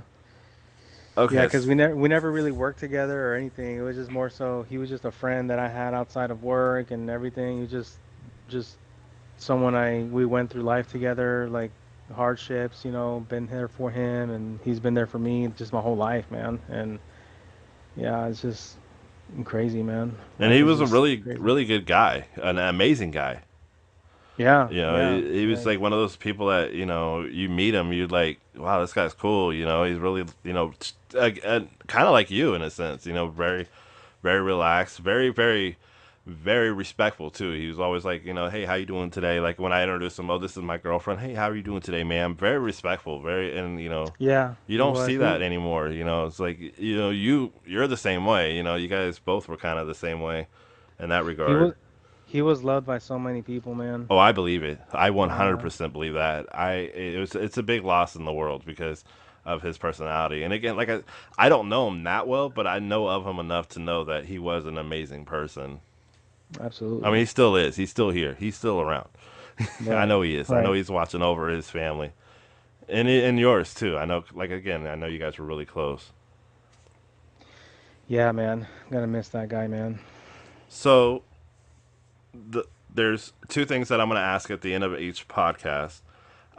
The first question is going to be this: who is Star King Gaming to you? Who am I to you? Star King, man. You know what's crazy is like, sometimes when you ask, like when you say Star King, I'm thinking like, who is that? Yeah, no, Right? I totally no, I get it because you don't know me as Star King. You know me as James. You Right, know, yeah, right. And but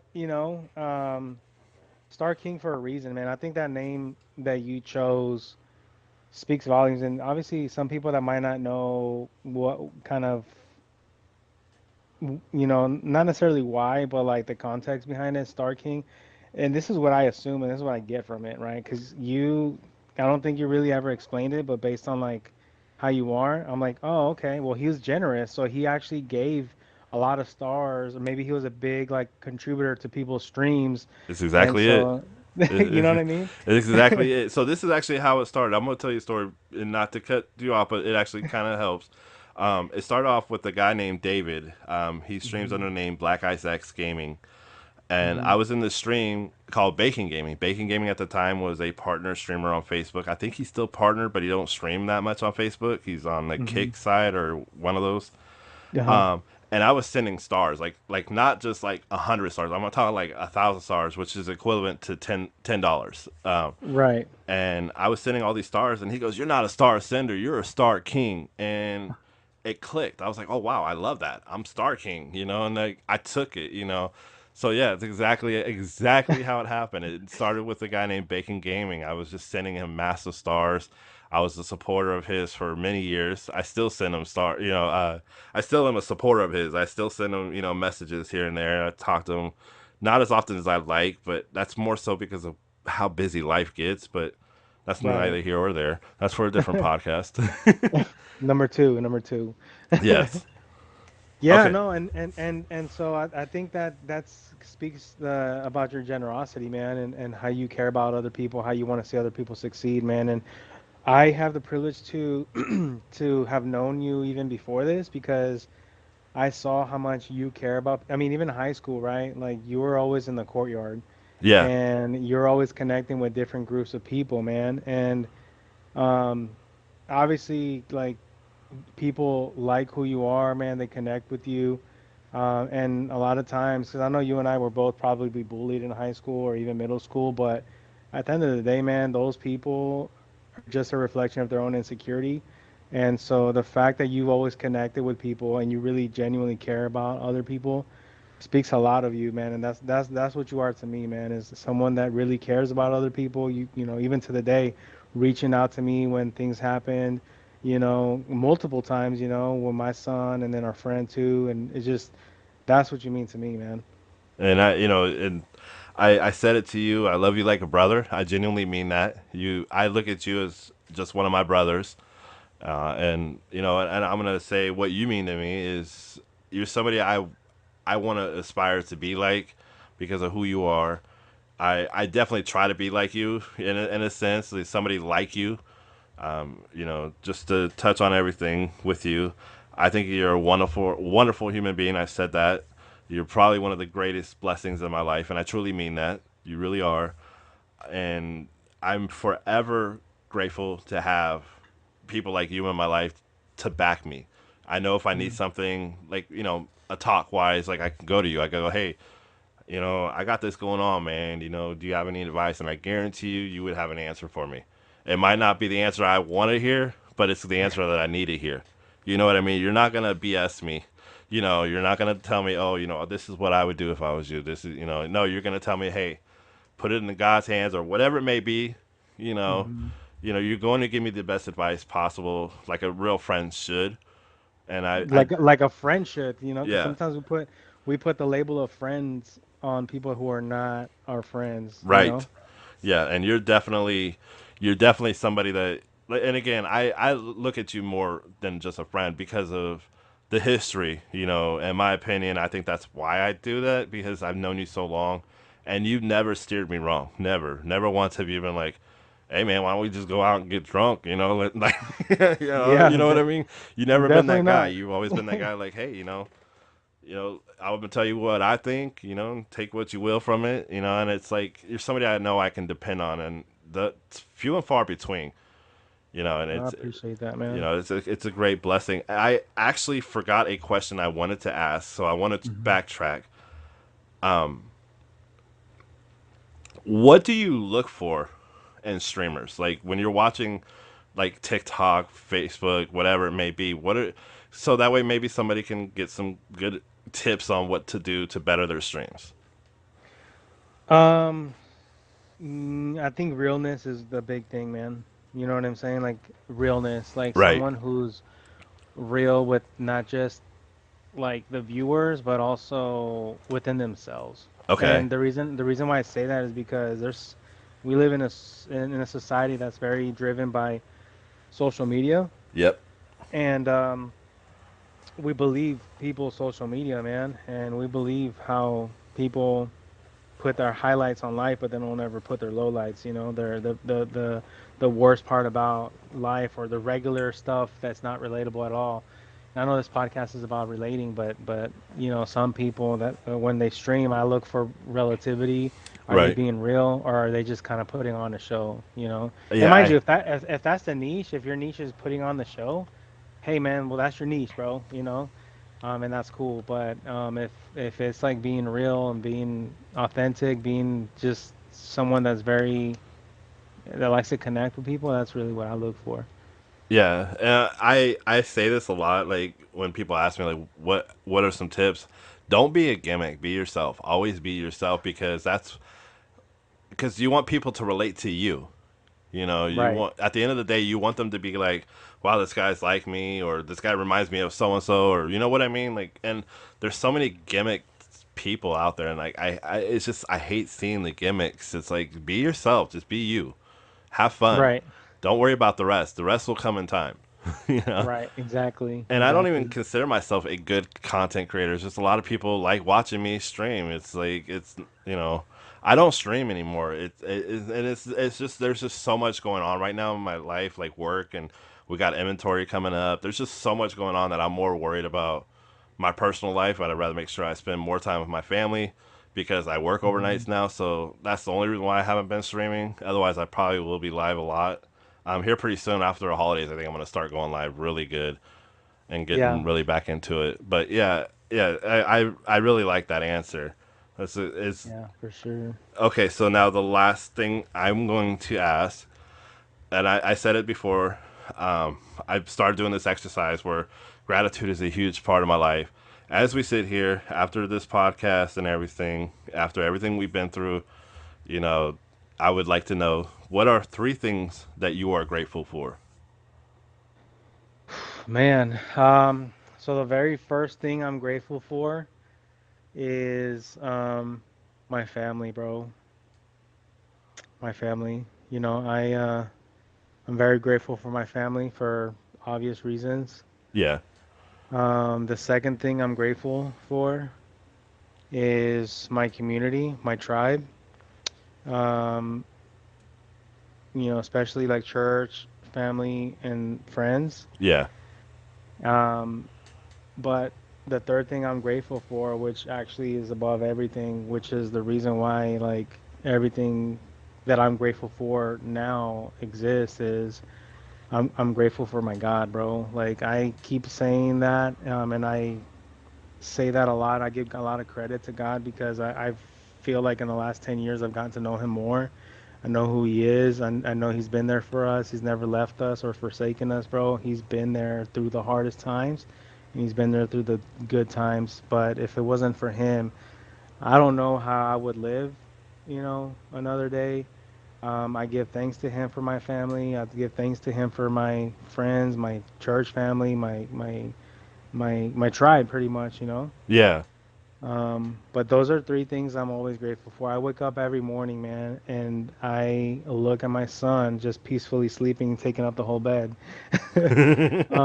And I look at my wife, man. The first thing I say is like, "Thank you, Lord. Thank you for giving me my family." And I Um, failed to mention, actually the funeral was the first time I met your wife, and very beautiful woman. I don't even think I said anything to her. I was so upset about everything. Yeah, you really do have a beautiful wife and beautiful family. So yeah, I you are appreciate one that, lucky man. man. No. I appreciate it. Yeah, she's definitely one of a kind for sure. It's amazing how women can make us who we are. Like my wife, like I am a lot better of a person because of her. You are always a great person. I can't imagine how you could get any better, but I'm sure she makes you better. She does, man. She challenges me, and she's also patient with me. I don't know if that makes sense, but Yeah. Well, patience is yeah. a virtue, they say. And yeah, you have to be patient, especially with us men. We're very stubborn at times. Yeah, tell me about it, man. I tell her, man, I'm a person that's hard to love. I don't even know how you put up with me, but thank you. Yeah. Wow, that's amazing, man. I really, again, I really appreciate it. Like I said, there was a group of people I had in mind, and I'm like, nope, the first one has to be Ruben. It has to be. I'm not gonna do it unless he does it. I really did say that. I was like, I'm not gonna do this unless I can get Ruben first because of what you mean to me. Look out for the streams. I'm really looking out for it because what do you plan on going live on? Are you gonna be on if and when you do decide? I actually don't plan on streaming anymore as far as the good night. I plan on my wife and I actually plan on starting a podcast. Okay, So I don't know what it's going to be called yet. I don't know anything. okay. It's just that's if we go live, it would be for that.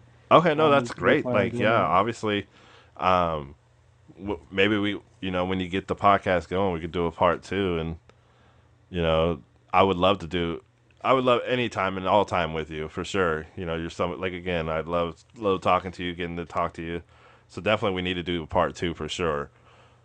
I Because appreciate it. Yeah, there's a lot of that things sounds that good. I kind of left out for reasons because I wanted to make sure we could do a part two. For sure, man. Yeah, I'm definitely looking forward to that. Yeah, definitely. And again, you guys keep a lookout on on my page because as soon as he creates the podcast page, I will be posting it every single time I see it come through on my phone from podcast or whatever. Make sure you definitely let me know your podcast so I can share it. But keep an eye out for that. Keep an eye out on the post. Ruben, it is always a pleasure. I appreciate this from the bottom of my heart. I cannot thank you enough. I really appreciate this. This has been amazing. I'm really glad I got to actually get to know you a lot better than I knew. It's crazy to Man, think. it's the pleasure was mine, man. I really enjoyed the time with you. I enjoyed sharing about Sebastian. I enjoyed sharing about my family, and most importantly, man, I just enjoyed time with you. And if there's anything I can do for you or pray for you about, man, let me know. I'm Oh, just you a know it, message or a man. call away. If I need anything, I definitely will reach out to you, man. I appreciate everything. Absolutely, man.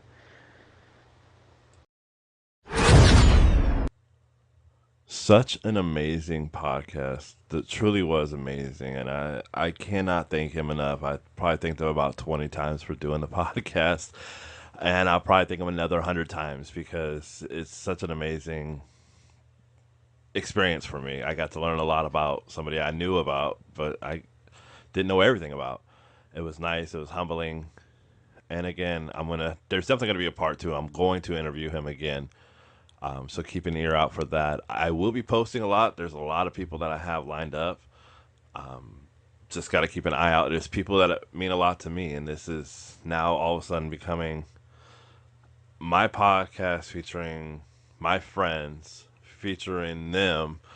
There's a lot, and I'll say it this way: it is their podcast. I'm just there to ask questions and to get to know them a little bit better, almost like an interview in a sense. And it was really a great experience. I am forever grateful Gratitude is a huge part of my life, and I want to take the time out again to say this. Chris Van Vliet, you are truly an amazing podcaster, entrepreneur, content creator, whatever you want to look at him as. He's truly amazing. God bless the world with you.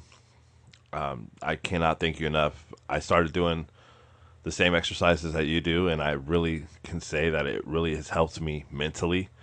It allowed me to be happier, allowed me to realize that there's a lot more out there that I need to be grateful for versus the things I don't have. It's so great to see where my life is and where it's headed, and the positivity is amazing. Give Chris Van Vliet a follow if you don't already. Insight is an amazing podcast. He interviews a lot of wrestlers, and he is very, very good at what he does. I took a lot of his lessons that he gives throughout his podcast and put it into my own. So I really hope that you guys enjoy this. There will be a lot more podcasts coming up. I promise you. I cannot wait. It's going to be an amazing time, you guys. I love you guys. Keep a lookout. Make sure you follow my gaming page, Starking Gaming Presents.